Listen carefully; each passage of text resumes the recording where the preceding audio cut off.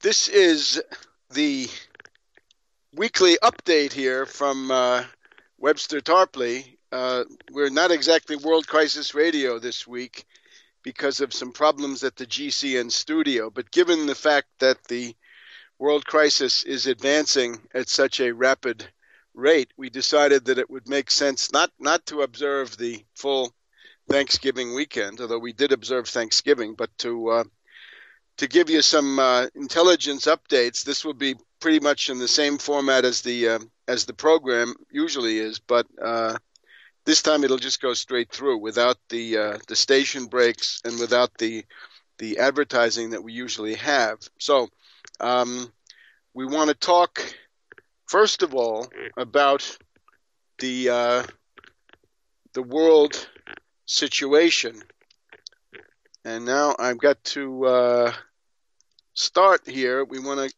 essentially deal with the question in Syria. As people know, I have spent the past week in Syria on a fact-finding tour.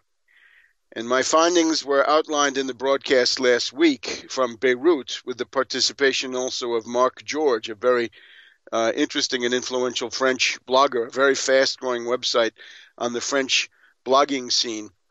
The question is, what do we do here to avoid war? I'd like to start. My headline for this week is simply, what should happen? And given the extraordinary intellectual and moral bankruptcy of the Western world, the true degeneracy of the Western media in a way which I find unbelievable, surpassing all previous exercises in the pure invention of filth and genocidal nonsense.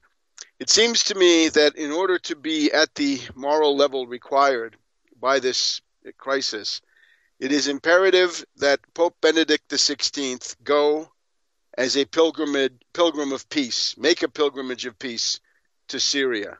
The Pope should go to Syria forthwith. He should call up Alitalia, get a flight, take off. It's from the middle of the Mediterranean to the eastern end.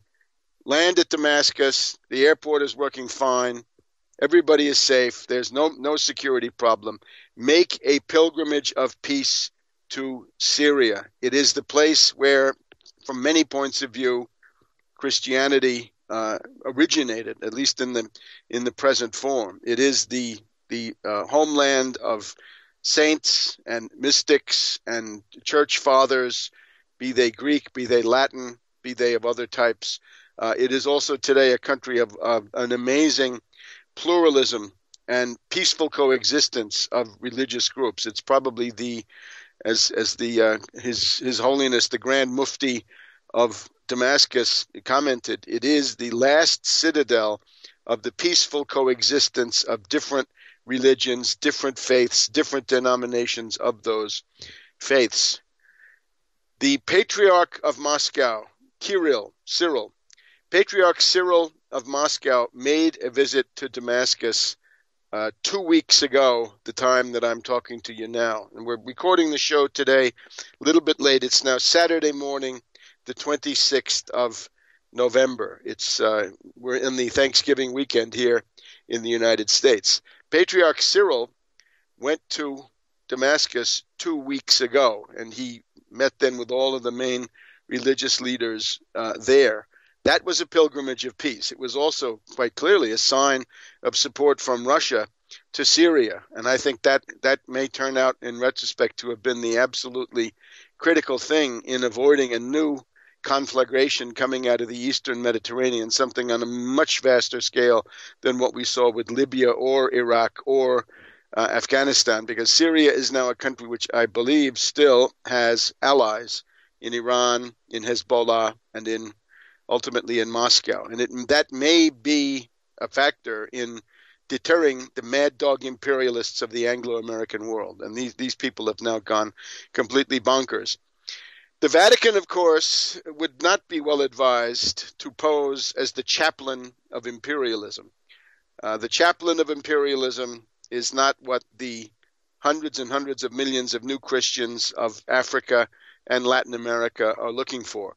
If the Vatican has concluded, as seems plausible, that the future of Christianity is to be found in the developing sector, the third world, the poorer countries, then it hardly makes sense to allow an attack on Syria to occur without having explored every avenue, left no stone unturned, and faced basically any burden or any danger in order to ward that off. The Vatican position on Libya had some merits, but it was not energetic enough. And it was hardly noticed by much of world public opinion. What is needed now is the most spectacular gesture that the Holy See can muster, a direct apostolic visit to Damascus, certainly to Aleppo, to these other large cities. Aleppo, a city of about 5 million people. Damascus, 6 million people, as I've seen.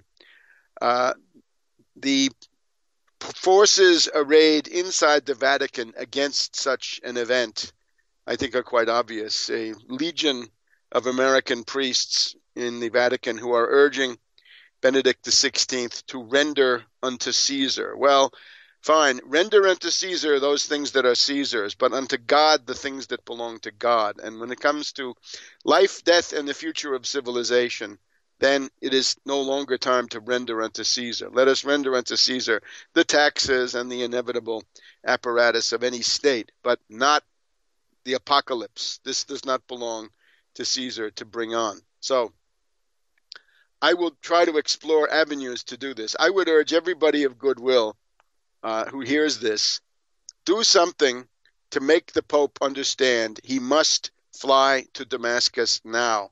He must take a spectacular stand, the most spectacular he can, for world peace and against this war, because it's clear now, we'll get to it in just a minute, given the Russian fleet now being present in Tartus and other parts of the Russian fleet being in the Eastern Mediterranean, basing on Tartus, given the reports that we've also heard that the Russian fleet is unloading rather advanced surface-to-air missiles that will provide air defense for Damascus and other parts of Syria, this will not be the cakewalk the Anglo-Americans have become accustomed to. And remember, when you're dealing with the Anglo-Americans, these mad dog imperialists, if they run into losses, if their aggressive assaults begin to break down with heavy losses, their tropism, let us say, is to have recourse to nuclear weapons.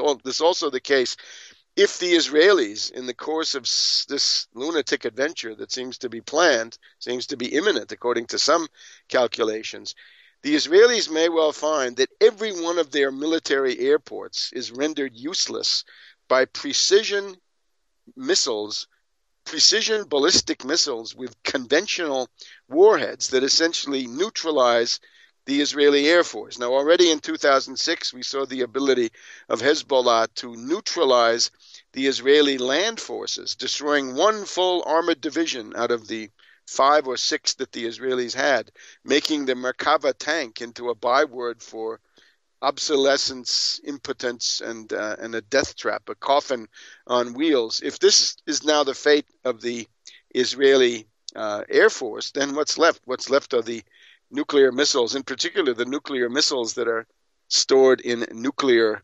submarines as some kind of a nuclear platform out on the seas. So if we get to this, though, then hold on to your hat. Again, it would appear that Russia has drawn some kind of a line.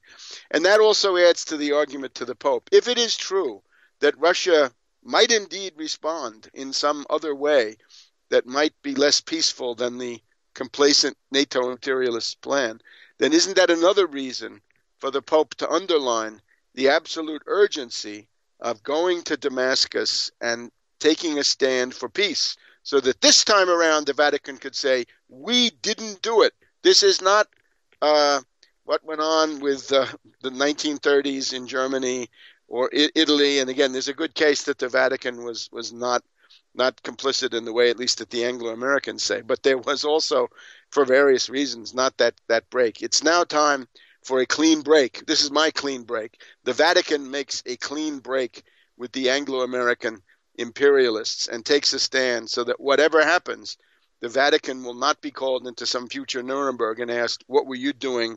You were supposed to stand up for humanity and the Prince of Peace, and where were you?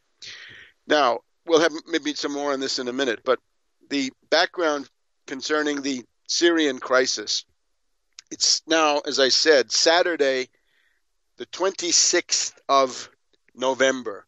And on this occasion, it's going to be today a meeting of the Arab League, and they're supposed to talk about sanctions against Syria, economic sanctions. They're talking about blockades of the Syrian banking system, total merchandise embargoes, total flight embargoes, total shipping embargoes, and so forth. Now, this is an extended deadline from an ultimatum that the Arab League had made earlier in the week. They demand the presence of 500 observers inside Syria. I think we can be pretty confident that these observers, if they're ever sent, will be the sorts of torpedoes that you see, right, in these situations. In other words, journalists, people with foreign ministry jobs, journalist jobs, NGOs, in other words, tentacles of CIA, MI6, DGSE, Mossad, whatever you want. So they'll be there with blinders on. They're not going to be interested. They're going to have all their reports pre-written. So I think Assad is probably on pretty firm ground in saying that these observers would not be observers at all. They would be essentially agents provocateurs. We've also already got a statement from the Iraqi government, and they say they cannot take part in any embargo. Good for you. That of course is critical. That's one of the bordering countries, and of course, if the embargo doesn't work on the Iraqi border, then it's not going to work anywhere.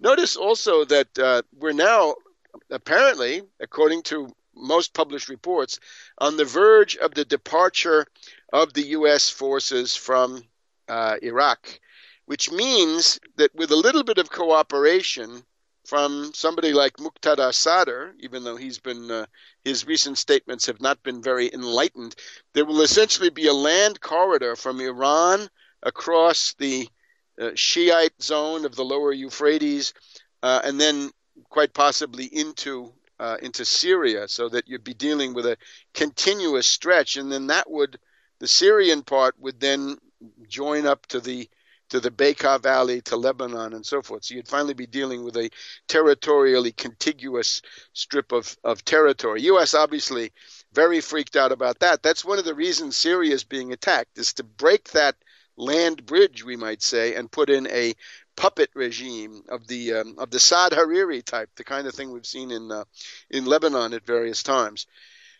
So Iraq will not take part in an embargo. I can't imagine that Iran would take part in an embargo. Iran is embargoed itself, so you could begin to have a union of the international pariahs, right? That would be able to be maybe more prosperous than the rest of the international community. We've also got to look at the lunatic statements coming from the Quai d'Orsay. This is now the French Foreign Minister Juppé. I guess, what can I say? In the tradition of Laval and Pétain, Juppé courting a new Dien Bien Phu, we might say. He wants to have terrorist corridors and terrorist enclaves into Syria. Now, this is also very interesting. He's talking about an attack on Syria. Juppé now wants to bomb Syria. On the 17th of November, and I have a wad of press from the Near East that I accumulated on this trip. On the 17th of September, Juppé told a number of people that he did not want. There was no planning for an attack, no bombing, no fly zone.